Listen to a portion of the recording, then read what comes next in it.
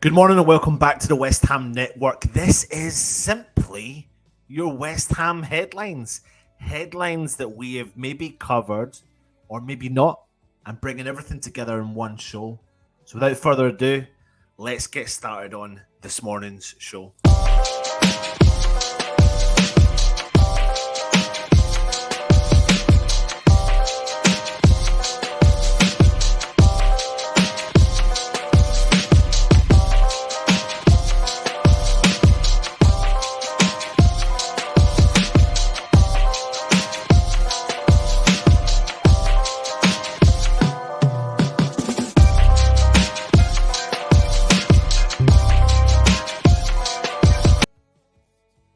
So you could maybe call this a welcome break from the David Moyes saga, where some of the fan base are all for David Moyes leaving the club, and another selection of the West Ham fan base are for David Moyes staying at the club.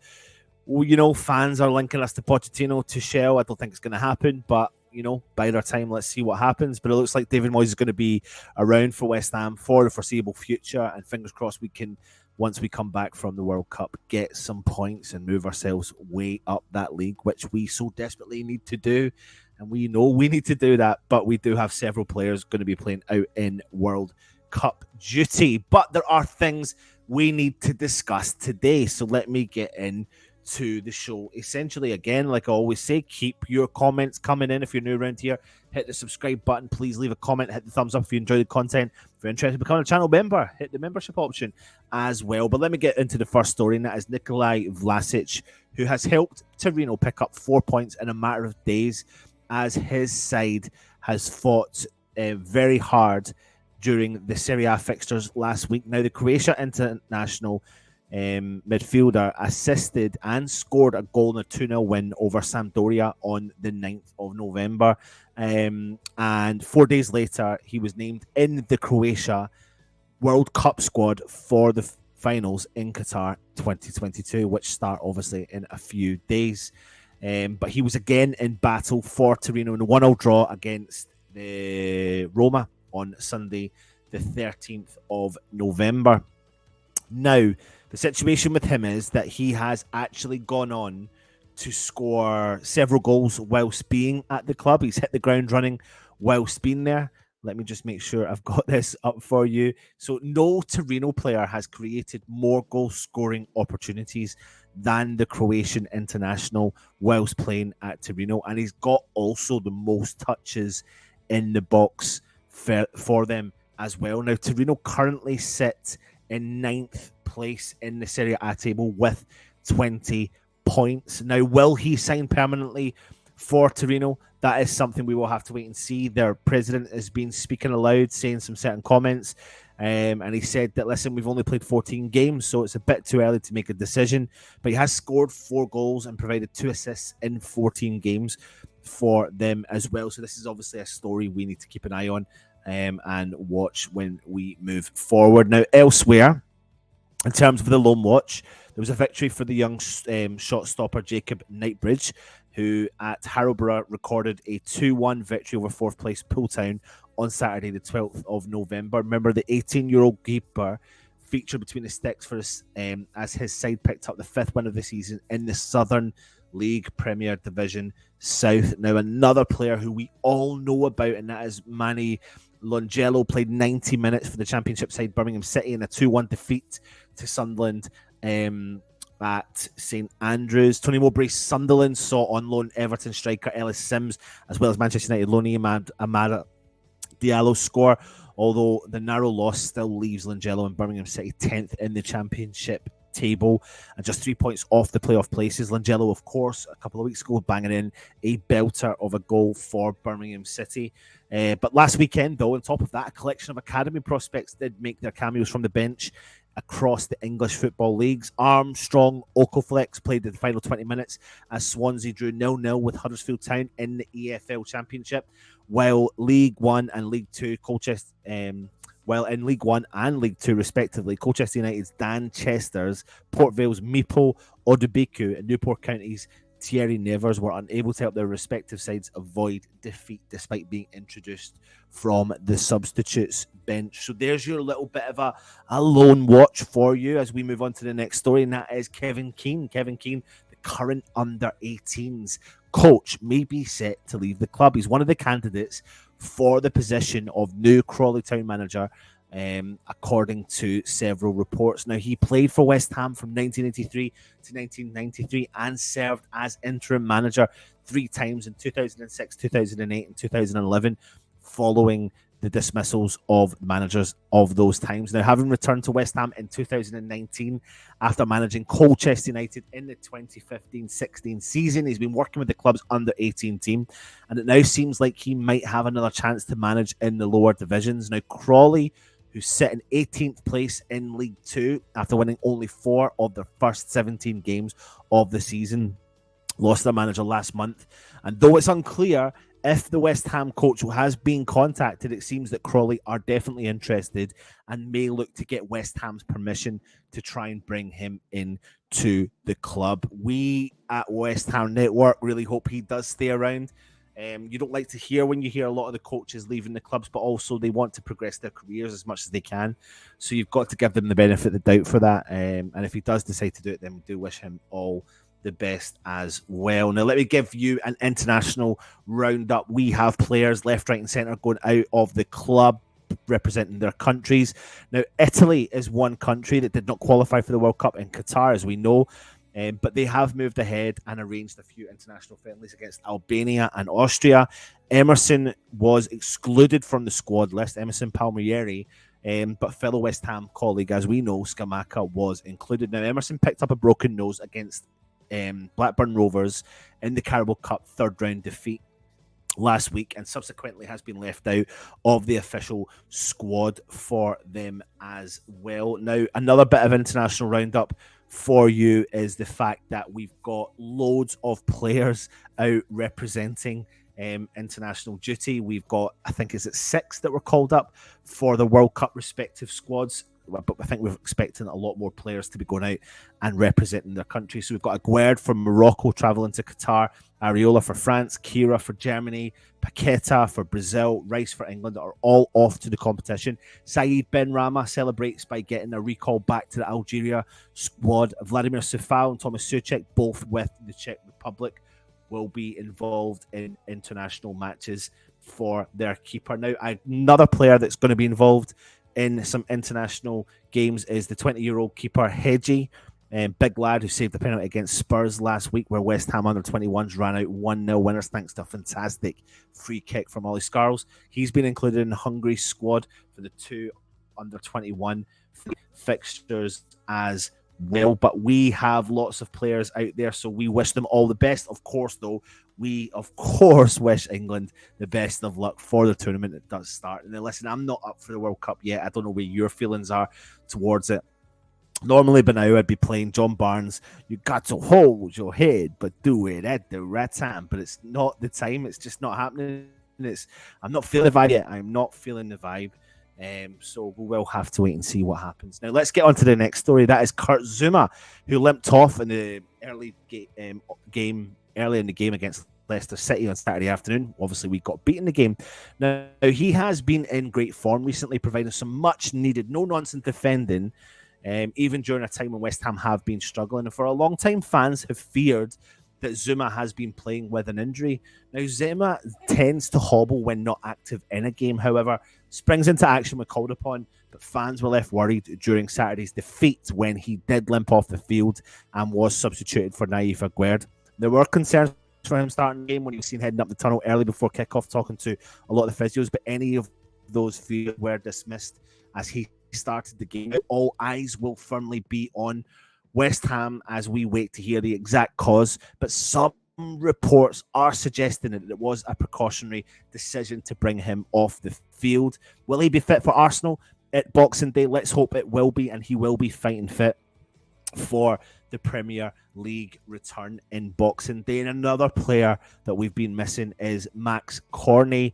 He's been missing for several weeks, and we've been eager to see him back in the team and make a return to the squad rather than later. Now, he has been missing after suffering a calf strain and was missing for the last game before the winter break against Leicester City.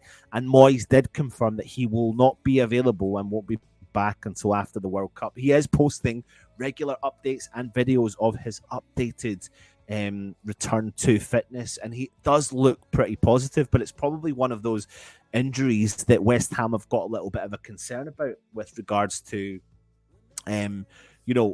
what is the actual problem? How do we nullify the problem there as well? So that's definitely a concern for West Ham fans. We should be, but he does offer us such a bright light, really, and I think when he comes back into the team, he'll be challenging for a first team starter. Once you bring all these players back, fingers crossed they're fit, ready to rock and roll. Will they be ready for action? We will have to see. Now, let me move on to some of the transfer rumours that West Ham have been linked to.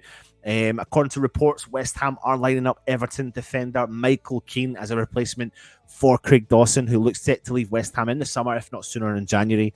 Now, Keane, who's made 189 appearances for Everton, scoring 11 goals and 7 assists, has had to settle for a place on the bench at Goodison Park, falling behind Connor Cody, James Tarkowski in the pecking order. He is 29 years old, and he is still under contract at Everton until 2025.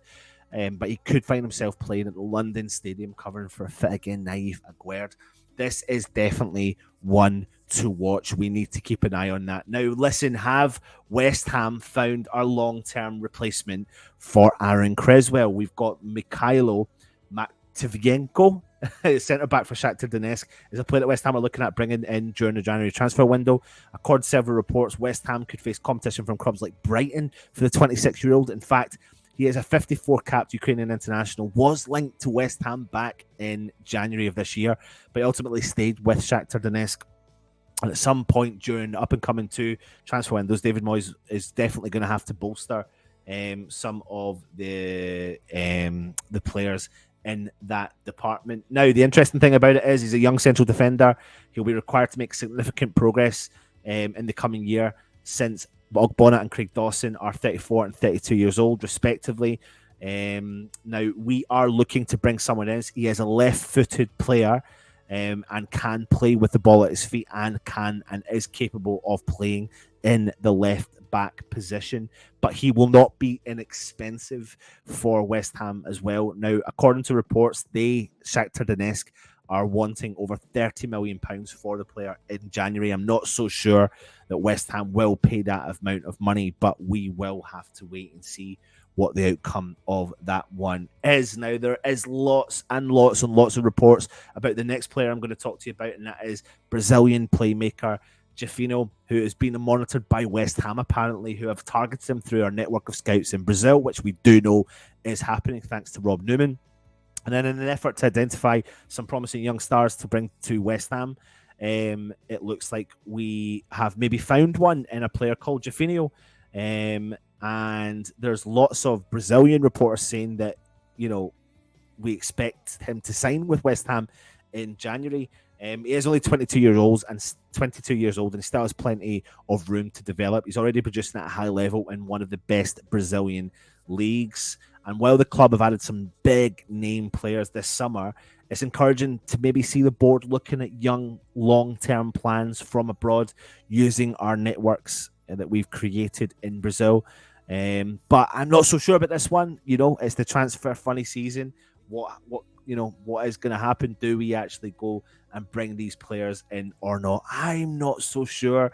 You're going to have all these rumors left, right, and centre. Earlier in the week, you heard the news about Jesse Lingard potentially going to get released from his contract at Nottingham Forest. Instantly, bang, what happens? You get the link to West Ham, but I don't doubt for a second that David Moyes has let that ship sail, and we will not be welcoming him back to the club. So don't you worry about that. Now, listen, another player I want to talk to you about is potentially an outgoing, and that is Harrison Ashby. Now, I wonder if his time is coming to an end at the club. When is he going to get his chance? Because it looks like he was pushing for his chance this season. And there's been several times pre-injury, post-injury, that I thought he was going to get his chance. But there's been quite a few breaking developments. Apparently, Ashby's turned down offers from the club to sign a new contract. And that now as we know from the winter window, that Newcastle as well as Leeds are interested in bringing in the fullback to the club. Now, it was going to come as a major blow to West Ham and David Moyes, and of course Mark Noble, the incoming sporting director.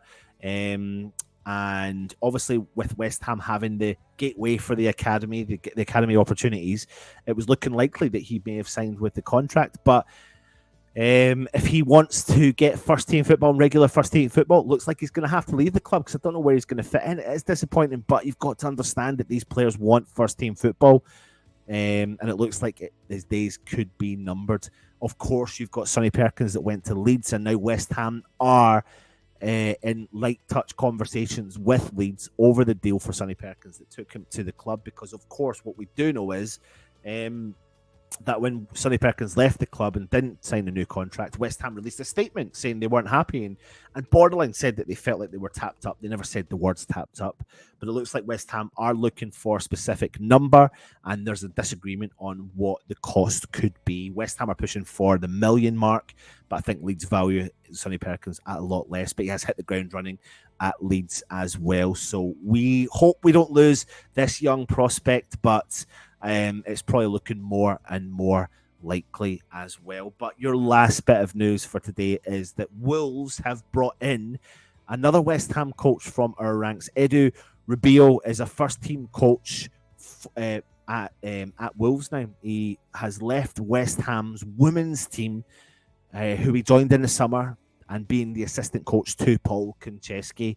He previously worked with the new Wolves incoming manager, who is now in, Julen Lopetegui, at the Spanish FA, and they now reunited in the first team at Wolves. So there is an outgoing there. Now, this is just a show covering all the bits and bobs that we've missed over the coming weeks. If you are interested, though, go and check out our new website, westhamnetwork.com. That will give you all the insight to daily news, you name it, everything that's there. On top of that, join me for the Hammers headlines later on, 5 o'clock. We'll be bringing to you some of the new headlines that have come out from today. And yeah, of course, go and check out some of the content we've done over the last couple of days. Russ gave you the ratings for the game against Leicester. But we're now moving on into the World Cup, and it's going to be interesting. We've got a couple of friendlies coming our way, so we're bringing you all the content with that. You'll probably get loads of transfer rumours as well, so we'll be making sure we do bring that to you. Thank you for watching. Of course, stay safe. If you are keen to join the channel, then hit the join option for the membership program. If you are new around here, of course, hit that subscribe button. Why not? Help us out towards 20,000 subscribers. We're on the march, and I'm pretty adamant we'll get that next year. I thought we were gonna try and do it by the end of this year, but 6 weeks to go, so we need something drastic to happen for that. Anyway, as we always do, we'd like to thank you, the channel members, and of course our channel sponsors. Take it easy and come on, you irons.